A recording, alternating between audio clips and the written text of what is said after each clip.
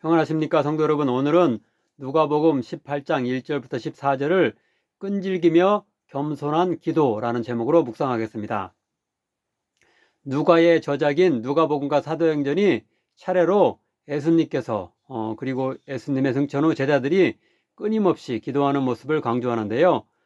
따라서 김득중 교수님의 한 저서에 따르면 누가복음은 기도의 복음이라고 불리며 누가는 기도의 복음 기자로 불리기도 합니다.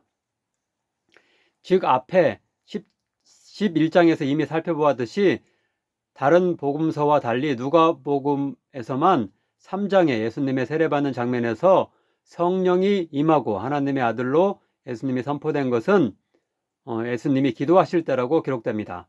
또한 6장에서 12제자를 택하시기 전에 기도하셨다고 누가복음만 말씀하고요. 9장의 변화산 사건도 예수님이 기도하실 때 일어났다고 오직 누가복음만 기록합니다. 끝으로 누가복음은 십자가에 죽으시기 직전에도 예수님이 기도하신 것으로 보고합니다. 예수님이 체포되시기 직전 감람산의 겟세마네 동산에서 기도하실 때 예수님의 요청과 달리 제자들은 기도하지 않고 잠이 들고 말았는데요. 그러나 예수님의 승천 후 제자들 역시 기도의 사람으로 변모된 것을 사도행전에서 찾아볼 수 있습니다. 곧 사도행전 1장에서 사도 11명을 포함한 약 120명의 성도가 오로지 기도에 힘썼다고 말씀합니다. 2장 42절을 보면 오순절 성령 충만 사건이 일어난 날에 전도를 받은 3,000명의 성도 역시 오로지 기도하기를 힘썼다고 기록합니다. 또한 사도행전 7장에서 순교당한 스데반 집사는 예수님과 내용까지 거의 같은 기도를 하며 죽어갑니다.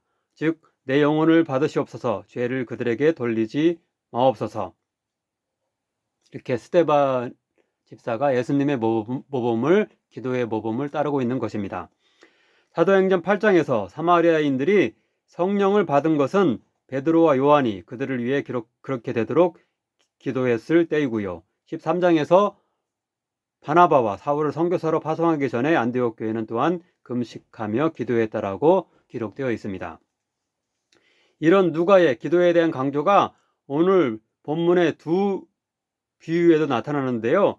곧 다른 복음서에는 없는 기도와 관련된 여러 비유가 누가복음에만 나오는데요. 즉 이미 다룬 11장의 밤중에 떡 세 덩이를 빌리러 찾아간 벗의 비유와 본문의 재판관에게 자주 찾아가 자신의 원한을 풀어주길 호소하는 과부의 비유, 그리고 바리새인과 세리의 대조적인 기도 자세에 관한 비유 등 총 3가지인데요. 오늘 본문에 나오는 2가지가 거기에 속하고 있습니다.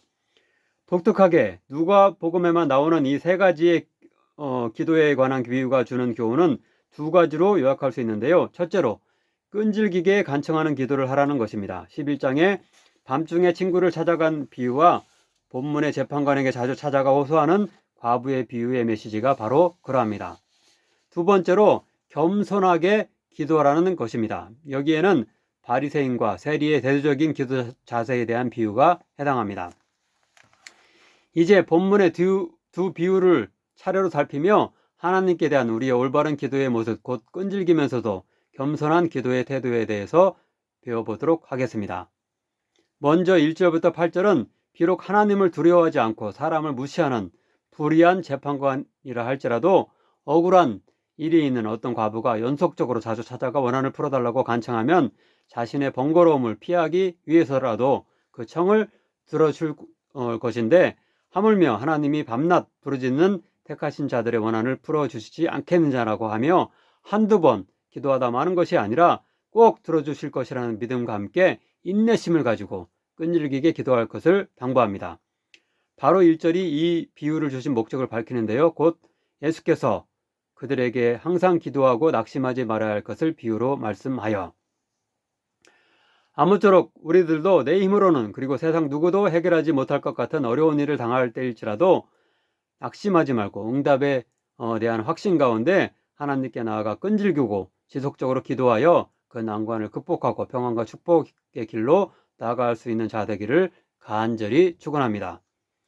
저도 개인적으로 최근에 몇 년 동안 지속적으로 기도하던 제목이 응답받아 너무나 기쁘고 감사한데요. 여러분도 이러한 축복을 더욱 풍성히 누릴 수 있는 기도의 사람이 되기를 축원합니다. 다음으로 9절부터 14절은 당시 사회에서 가장 거룩한 것으로 자부하던 바리새인의 교만한 기도가 아니라 오히려 가장 불결한 것으로 여겨지던 세리의 겸손한 기도를 하나님이 받으시고 전자가 아니라 후자를 의롭다고 인정하시며 높여주신다고 말씀합니다. 이 단락 맨 앞절인 9절이 가리키듯 바리새인은 스스로 의롭다고 믿고 다른 사람을 멸시하는 태도를 기도에 있어서도 보였는데요. 곧 그는 자신이 특별하고 우월한 존재임을 과시하기 위해 세리를 비롯한 일반인들과는 따로 떨어져 기도를 하고요. 또한 기도 내용에 있어서도 일반인이나 세리와 달리 자신이 도둑질이나 간음 등의 죄를 짓지 않음에 감사하고 오히려 금식과 11조 등의 종교 행위에 신실함을 자랑하는 교만한 모습을 보이고 있습니다. 반면 세리는 자신을 불결하게 여기는 바리새인과 일반인들의 시선 때문인지 성전 안으로 들어가지도 못하고 멀리 밖에 서서 기도하는데요. 그는 감히 하늘을 쳐다보지 못하고 아마도 고개를 푹 숙여 땅만 보면서 가슴을 치고 자신이 죄인임을 통해 자복하면서 하나님께 용서의 자비를 베풀어 달라는 진실한 기도를 하고 있습니다. 그런데 결론적으로 14절은 하나님이 앞에 바리새인이 아니라 이 세리의 기도를 좋게 여기시며 그를 의롭다고 인정하신다고 말씀하며 겸손한 태도의 기도를 권고합니다. 즉 내가 너에게 이르노니 이에 저 바리새인이 아니고 이 사람이 의롭다 하심을 받고 그의 집으로 내려갔느니라. 무릇 자기를 높이는 자는 낮아지고 자기를 낮추는 자는 높아지리라 하시니라. 혹 우리들도 자신의 의로운 행위를 하나님께 자랑하며 그에 대한 어떤 보상을 요구하는 기복적인 태도의 기도를 하고 있지는 않습니까? 하나님은 자신의 의와 종교적 우월성을 자랑하는 그런 기복적이며 교만한 태도의 기도를 기뻐 받으시지 않으십니다. 오히려 절대적으로 의롭고 거룩하신 하나님 앞에서 언제나 부족할 수밖에 없는 우리 인간의 연약함을 인정하며 겸손함과 부끄러움 가운데 우리 자신의 죄를 자복할 때 우리를 어여삐 여기시며 우리를 의롭다 하시고 축복하실 것입니다. 기도하겠습니다.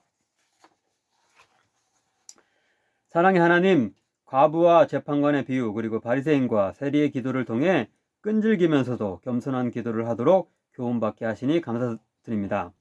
큰 난관을 만났을 때라도 결코 포기하지 않고 하나님의 응답을 확신하며 끈덕지게 기도함으로 해결받는 인내의 기도자 되게 하소서. 우리 자신의 자랑을 늘어놓는 것이 아니라 죄를 먼저 회개하는 기도를 기뻐하시는 하나님이심을 깨닫고 겸손한 마음으로 기도의 자리로 나아가는 자 되게 하소서. 예수님의 이름으로 기도하옵나이다. 아멘.